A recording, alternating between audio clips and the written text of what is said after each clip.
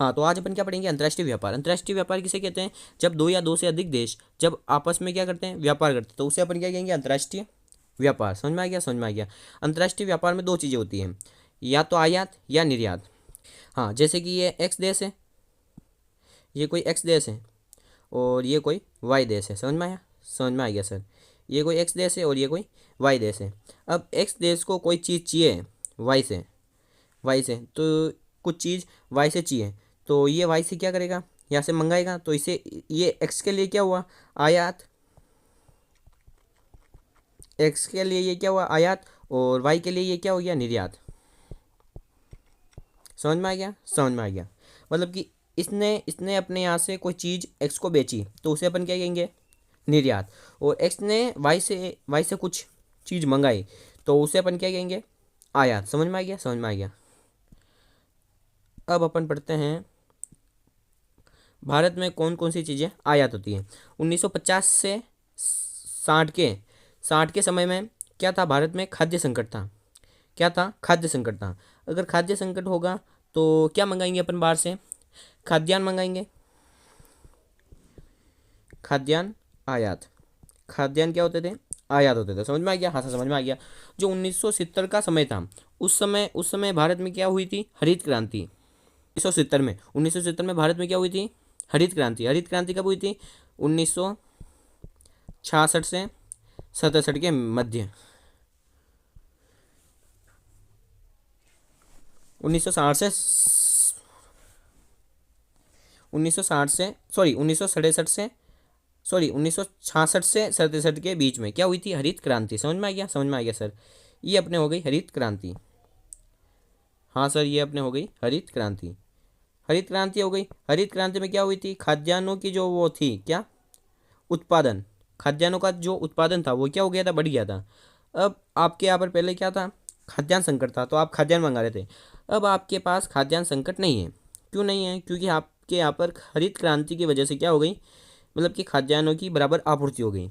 समझ में आ गया, समझ में आ गया सर। अब आपके यहाँ पर अब आपके यहाँ पर क्या चीज़ें आयात होने लगी, आपके यहाँ पर कृषि ज़्यादा होने लगी हरित क्रांति के तहत। समझ में आ गया, समझ में आ गया। हरित क्रांति से मतलब कि कृषि में उत्पादकता भी बढ़ने लगी। तो वो कैसे बढ़ रही थी, मैंने आपको लिखाया था, हरित क्रांति में उर्वरक का उपयोग हो रहा था, इनका उपयोग हो रहा था। अगर मतलब कि आप हरित क्रांति में उर्वरक का उपयोग हो रहा है, तो आप बाहर से क्या मंगाओगे, उर्वरक। समझ में आ गया, समझ में आ गया सर। जो 1973 का समय था, उसमें उस समय ऊर्जा संकट था भारत में। क्या था, ऊर्जा संकट। समझ में आ गया, तो समझ में आ गया, हाँ सर समझ में आ गया। तो ऊर्जा संकट था, तो क्या मंगाया जाएगा, मतलब कि ऊर्जा संकट था, इसलिए पेट्रोल की कीमतें क्या हो गई, बढ़ गई। समझ में आ गया,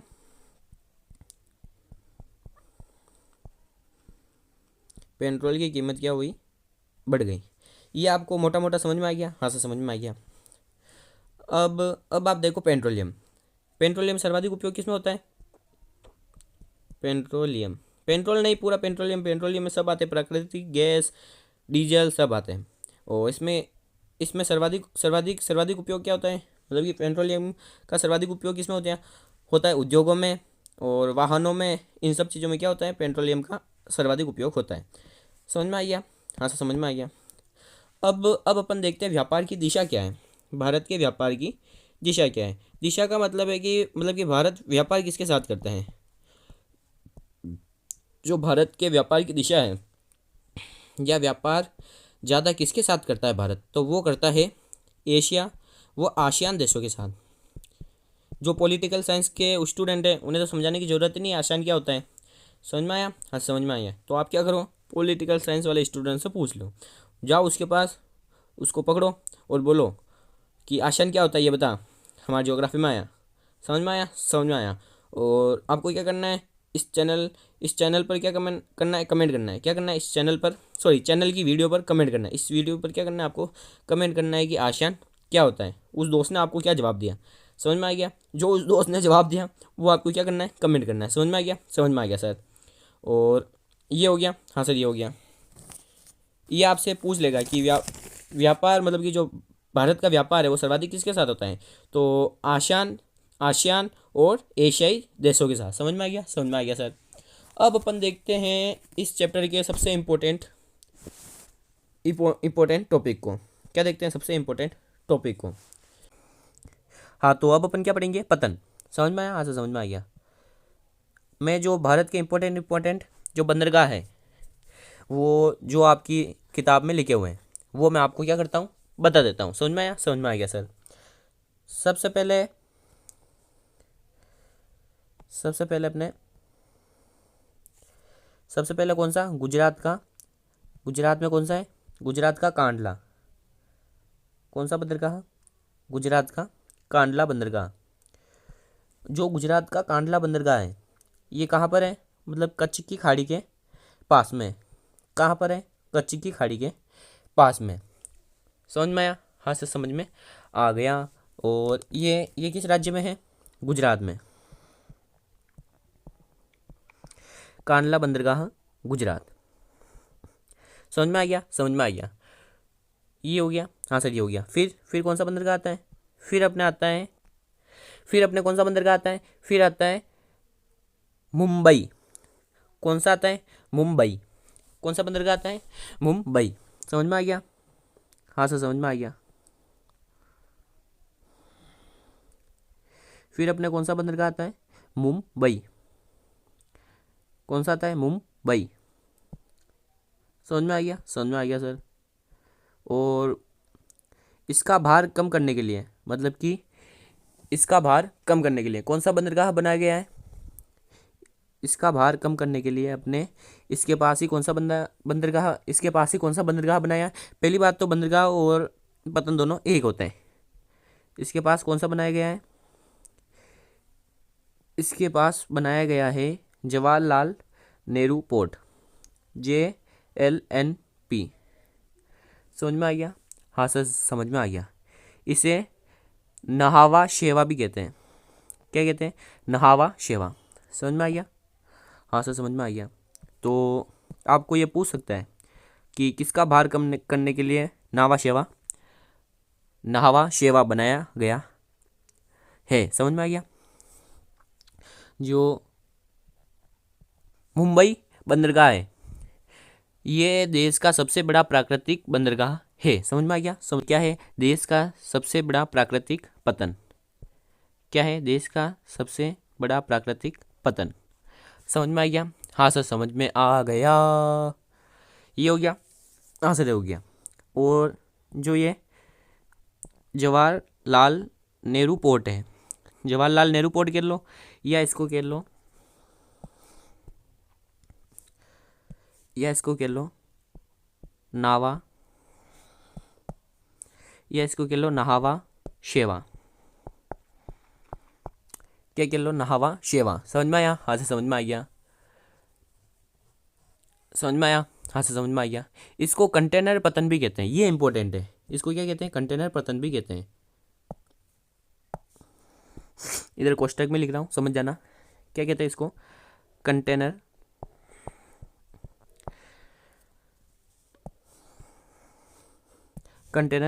पतन। ये हुआ, हाँ सर ये हो गया। अब अपने आता है गोवा में।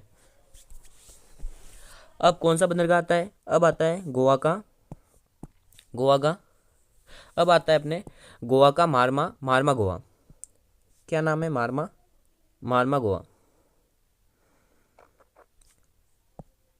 क्या नाम है, मारमा गोवा। समझ में आ गया, हाँ सर समझ में आ गया। मारमा गोवा बंदरगाह का है, गोवा में। इस बंदरगाह से क्या होता है, मतलब कि ये इस बंदरगाह से क्या होता है, इस बंदरगाह से जो जापान को लौह अयस्क निर्यात होता है, इस बंदरगाह से क्या होता है, जापान को लौह अयस्क निर्यात होता है। ये इंपॉर्टेंट है, जापान को क्या होता है, लौह अयस्क निर्यात होता है।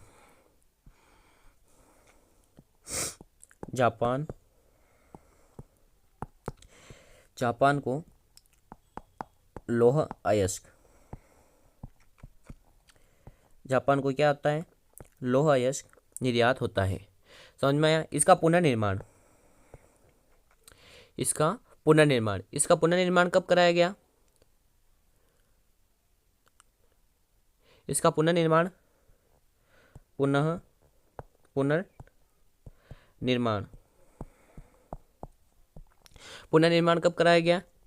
1961 में। कब कराया गया था? 1961 में। ये याद रहेगा? हाँ सर, ये याद रहेगा। और गोवा से कौन सी रेल निकलती है? कोंकण रेल। समझ में आ गया? समझ में आ गया। ये हो गया अपने महात्मा गोवा। फिर आता है अपने न्यू मंगलोर। फिर अपने कौन सा आता है? न्यू मंगलोर। कौन सा आता है? न्यू मंगलोर। कौन सा आता है? न्यू मंगलोर। ये कहाँ पर है? ये अपने हैं कर्नाटक में। ये अपने कहाँ पर है? कर्नाटक में। कौन सा? न्यू मंगलोर। अगर मैं थोड़ा नाम गलत ले रहा हूँ तो सॉरी, आप इसका सही नाम क्या कर लें, कमेंट कर दें। समझ में आया? हाँ समझ में आया। ये कौन सा है? न्यू मंगलोर। कहाँ पर है? कर्नाटक में। इससे भी क्या होता है? लोहा अयस्क का क्या होता है? निर्यात होता है। और ये सब हो गया? हाँ सर, ये हो गया।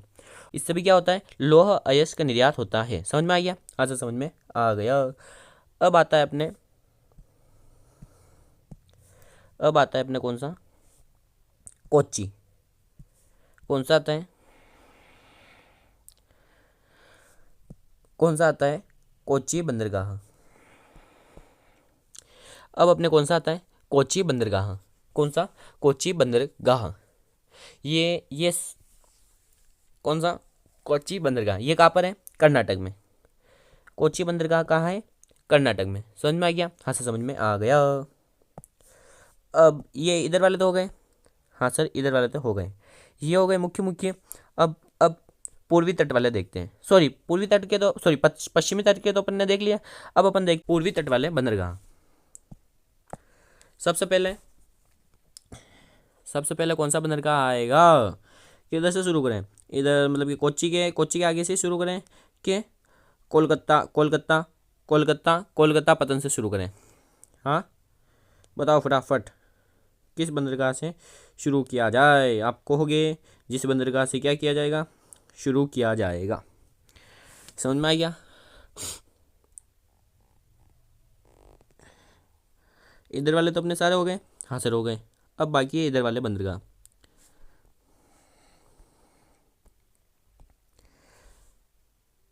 सबसे पहले अपने आता है हुगली नदी पर कौन सा बंदरगाह? कोलकाता। कौन सा? दो बंदरगाह आते हैं। कौन कौन सा? एक तो कोलकाता जो सबको पता है, और एक अपने आता है हल्दिया। कौन सा? कोलकाता और हल्दिया। जैसे मुंबई कौन सा? मुंबई का जो दबाव कम करने के लिए, मुंबई पतन का दबाव कम करने के लिए, मतलब मुंबई का मतलब है मुंबई पतन का दबाव कम करने के लिए कौन सा बनाया गया था? नहावा शेवा। उसी प्रकार कोलकाता पतन का जो भार है वो कम करने के लिए कौन सा बंदरगाह बनाया गया? तो कौन सा बंदरगाह बनाया गया था? वो बनाया गया था हल्दिया। समझ में आया? हाँ सर, समझ में आ गया।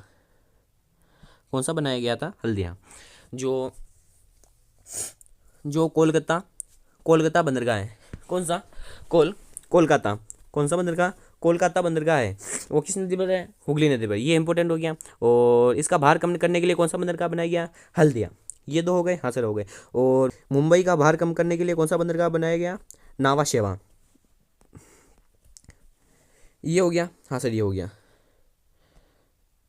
इसके बाद आता है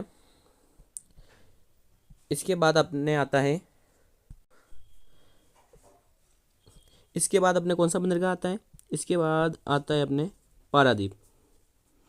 कौन सा आता है? पारादीप। पहले मैं सब बता दूं, फिर मैं थोड़ी थोड़ी बातें सबके बारे में बता दूंगा। फिर आता है अपने पारादीप, और फिर आता है अपने विशाखापट्टनम।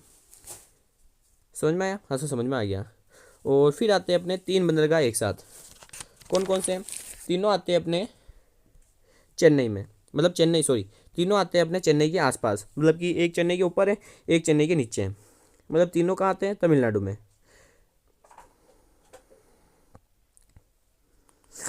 इधर से तो वो पूर्वी तट पश्चिमी तट वाले, सॉरी पूर्वी तट नहीं पश्चिमी तट वाले बंदरगाह शुरू हो जाते हैं। तो इधर अपने कौन सा आता है, ये अपने चेन्नई हो गया, ये अपने क्या हो गया, चेन्नई बंदरगाह हो गया ये वाला। और इसमें कंफ्यूजन होता है कि एन्नोर ऊपर है, तूतीकोरिन ऊपर है, कौन सा ऊपर है कौन सा नीचे है। तो ए फॉर एन्नोर, एन्नोर क्या है ऊपर है, और जो तूतीकोरिन है वो क्या है चेन्नई के नीचे है। समझ में आ गया, समझ में आ गया। मतलब ये चेन्नई के ऊपर हो गया, ये चेन्नई के नीचे हो गया। चेन्नई कहाँ है, बीच में। ये हो गया आपके, हाँ सर हो गया। और ये कौन सा है, ये कौन सा बंदरगाह है, ये अपने है विशाखापट्टनम। ये कौन सा बंदरगाह है, विशाखापट्टनम बंदरगाह। और ये कौन सा है, पारादीप। अब इनके बारे में थोड़ी थोड़ी बातें अपन देख लेते हैं। सबसे पहले कोलकाता बंदरगाह, ये बंदरगाह क्या कहाँ पर स्थित है, जो कोलकाता बंदरगाह है। अब अपन एक एक के बारे में बात कर लेते हैं। जो कोलकाता बंदरगाह है ये किस नदी पर बना हुआ है, हुगली नदी पर। किस नदी पर, हुगली नदी पर। किस नदी पर बनाया गया है, हुगली नदी पर। और कोलकाता का भार कम करने के लिए किस बंदरगाह को बनाया गया है, हल्दिया बंदरगाह को। समझ में आ गया, समझ में आ गया, हाँ सर हो गया। अब आता है हल्दिया।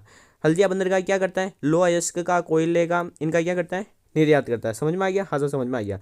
फिर आता है अपने पारादीप। कौन सा आता है, पारादीप। पारादीप बंदरगाह कहाँ पर है, ओडिशा में। समझ में आ गया, हाँ सर समझ में आ गया। और ये किस नदी पर बना हुआ है, तो ये बना हुआ है अपने महानदी पर। महानदी, किस नदी पर बना हुआ है, महानदी पर। समझ में आ गया, हाँ सर समझ में आ गया।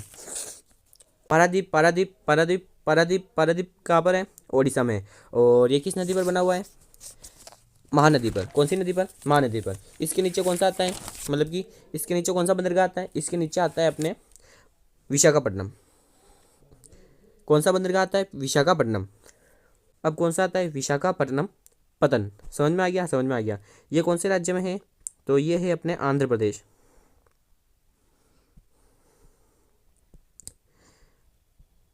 आंध्र प्रदेश, आंध्र प्रदेश। ये कहाँ पर है, आंध्र प्रदेश में। समझ में आ गया, समझ में आ गया सर। और और और और जो ये बंदरगाह है ये क्या करता है, ये क्या करता है, ये भी लोहा अयस्क का क्या करता है, निर्यात करता है। और तो विशाखापट्टनम, विशाखापट्टनम जो बंदरगाह है ये क्या है, ये एक भूआब्द, क्या है, भूआब्द पतन है। समझ में आया, हाँ सर समझ में आ गया। अब आते हैं अपने तीनों बंदरगाह, कौन कौन से, चेन्नई, एन्नोर और तूतीकोरिन। समझ में आ गया, कौन कौन से, चेन्नई, एन्नोर, तूतीकोरिन। जो चेन्नई पतन है, चेन्नई पतन, ये कब बनाया गया था, ये कब बनाया गया था, ये बनाया गया था अपने 1859 में। और जो चेन्नई पतन है ये कब बनाया गया था, 1859 में। और ये कहाँ पर है, तमिलनाडु में। और ये एक कृत्रिम पतन है, कृत्रिम। जैसे कि मुंबई प्राकृतिक बंदरगाह है, वैसे ही चेन्नई क्या है, कृत्रिम पतन है। समझ में आ गया, हाँ सर समझ में आ गया। जो एन्नोर है, एन्नोर भी तमिलनाडु में है, तूतीकोरिन भी कहाँ है, तमिलनाडु में है। समझ में आ गया। और ये हो गया आपने, हाँ सर ये हो गया। तूतीकोरिन कोयला और नमक आदि का क्या करता है, निर्यात करता है। ये आपको समझ में आ गया, हाँ सर समझ में आ गया। अब कुछ हवाई अड्डे आते हैं, क्या आते हैं, हवाई अड्डे। और सिंपल सिंपल से आते हैं, आप मतलब कि 2 मिनट मतलब कि मैप निकालना और आपको मेन सिटी पता होना चाहिए। वहीं पर ही क्या है, इंपॉर्टेंट बंदरगाह है, वो आपको मैप भरने के लिए दे सकता है इसमें। समझ में आया? तो ये आपका चैप्टर यहाँ पर क्या होता है, समाप्त। समझ में आया, समझ में आया।